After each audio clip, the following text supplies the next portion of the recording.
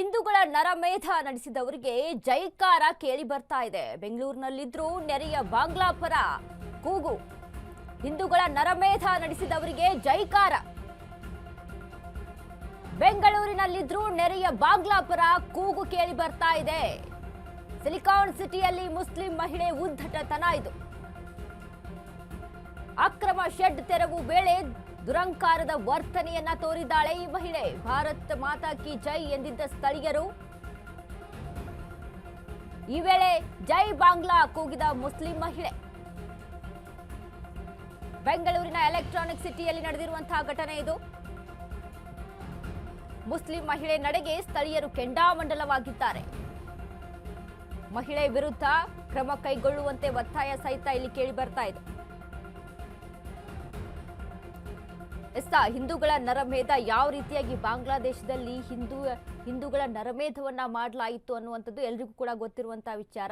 ಆದ್ರೆ ಈಗ ಬೆಂಗಳೂರಿನಲ್ಲಿ ಈ ಒಂದು ಮುಸ್ಲಿಂ ಮಹಿಳೆ ಜೈ ಬಾಂಗ್ಲಾ ಅಂತ ಕೂಗ್ತಾಳೆ ಅಂತ ಅಂದ್ರೆ ಎಷ್ಟು ಧೈರ್ಯ ಇರಬೇಕು. ಅಂದ್ರೆ ಭಾರತ್ ಮಾತಾ ಕಿ ಜೈ ಎಂದವರ ವಿರುದ್ಧ ಈ ರೀತಿಯಾದಂತಹ ಘೋಷಣೆಯನ್ನ ಕೂಗ್ತಾಳೆ ಈ ಮಹಿಳೆ. ಭಾರತ್ ಮಾತಾ ಕಿ ಬೋಲೋ, ಭಾರತ್ ಮಾತಾ ಕಿ ಜೈ, ಭಾರತ್ ಮಾತಾ ಕಿ ಜೈ, ಭಾರತ್ ಮಾತಾ ಕಿ ಜೈ. ಅವಳು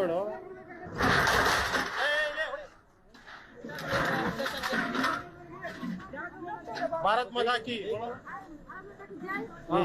जय बांग्ला बोल रहे हैं. जय भारत माता की. आप बोलो भारत माता की.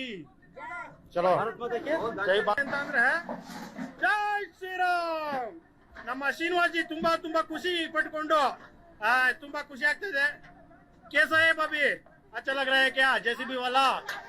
भारत माता की बोलो, भारत माता की जय, भारत माता की जय, भारत माता की जय. ಇವರಿಗೆ ಭಾರತ ದೇಶದಲ್ಲಿ ತಿನ್ನೋಕೆ ಅನ್ನ ಬೇಕು, ಇರೋಕೆ ಜಾಗ ಬೇಕು. ಇವರಿಗೆ ಭಾರತ್ ಮಾತಾ ಕಿ ಜೈ ಅನ್ನೋಕೆ ಎಷ್ಟು ಕಷ್ಟ ಆಗುತ್ತೆ ನೋಡಿ. ಇಂಥವ್ರನ್ನೆಲ್ಲ ಓಡಿಸ್ಬೇಕು ಭಾರತ ದೇಶದಿಂದ. ಇವ್ರು ಇರೋಕೆ ನಾಲಾಯಕ್. ಇವರು ಭಾರತ ದೇಶದಲ್ಲಿ, ನಮ್ಮ ದೇಶದಲ್ಲಿ ಇರೋಕೆ ನಾಲಾಯಕ್. ಇವರು ಭಾರತ್ ಮಾತಾ ಕಿ ಜೈ ಅನ್ನೋಕೆ ಅವಳಿಗೆ ಆಗಲ್ಲ. ಇನ್ನೊಂದೇನೋ ಘೋಷಣೆ ಕೂಗ್ತಾಳೆ, ಅದು ನಮ್ಮ ಬಾಯಲ್ಲೂ ಕೂಡ ನಮಗೆ ಹೇಳೋಕೆ ಆಗಲ್ಲ. ಆ ಘೋಷಣೆಯನ್ನ ಕೂಗ್ತಾಳೆ ಇವಳು. ಅಲ್ಲ, ಇವರಿಗೆ ಇರೋಕೆ ಭಾರತ ದೇಶ ಬೇಕು, ಇಲ್ಲಿ ಅನ್ನ ಬೇಕು, ಗಾಳಿ ಬೇಕು, ಇಲ್ಲಿ ಜಾಗ ಬೇಕು. ಇಲ್ಲಿಯ ಜಾಗಕ್ಕೋಸ್ಕರ ಎಷ್ಟು ಬಡ್ದಾಡ್ತಾರೆ ಅಂತ ಅಂದ್ರೆ, ಇರೋಕೆ ನೆಲೆ ಬೇಕು, ನೆಲೆ ಕೊಡಿಸ್ತಾ ಇಲ್ಲ, ನಮ್ಮ ಮೇಲೆ ಒಂದು ರೀತಿಯಾಗಿ ವಿರೋಧವನ್ನ ಮಾಡ್ತಾ ಇದ್ದಾರೆ ಅಂತ ದೊಡ್ಡದಾಗಿ ಮಾತಾಡ್ತಾರೆ ಇವರು. ಆದ್ರೆ ಇವ್ರು ಕೂಗ್ತಾ ಇರುವಂತಹದ್ದೇನ್ರಿ ಈಗ, ಬೇಕು ಅಂದ್ರೆ ಅಲ್ಲಿ ಹೋಗಿ ಸಾಯ್ಬೇಕು. ಆ ಬೇರೆ ದೇಶಕ್ಕೆ ಹೋಗಿ, ಆ ಬಾಂಗ್ಲಾದೇಶಕ್ಕೆ ಹೋಗಿ ಸಾಯ್ರಿ. ಯಾಕೆ ನಮ್ಮ ಭಾರತ ದೇಶದಲ್ಲಿ ಇರ್ತೀರಾ? ಭಾರತ ದೇಶ ಅಂದ್ರೆ ಅಷ್ಟು ಕೀಳ ನಿಮಗೆ? ಯಾಕಂದ್ರೆ ನಮ್ಮ ದೇಶ ಎಲ್ಲರನ್ನ ಸ್ವೀಕರಿಸುತ್ತೆ ಅಲ್ಲ. ಎಲ್ಲರೂ ಕೂಡ ಜಾತ್ಯತೀತ ರಾಷ್ಟ್ರ ನಮ್ದು, ಜಾತ್ಯತೀತ ದೇಶ ನಮ್ದು. ಎಲ್ಲರನ್ನ ಕೂಡ ನಾವು ಸ್ವೀಕರಿಸ್ಕೊಳ್ತೀವಿ, ಎಲ್ರಿಗೂ ಕೂಡ ಇರೋಕೆ ಜಾಗವನ್ನ ಕೊಡ್ತೀವಿ. ಅದೇ ನಿಮಗೆ ನಾವು ಮಾಡ್ತಾ ಇರುವಂತ ದೊಡ್ಡ ತಪ್ಪು ಮೊದಲಿಗೆ. ಅದಕ್ಕೆ ನಿಮ್ಮನ್ನೆಲ್ಲ ಓಡಿಸ್ಬೇಕು ಇಲ್ಲಿಂದ.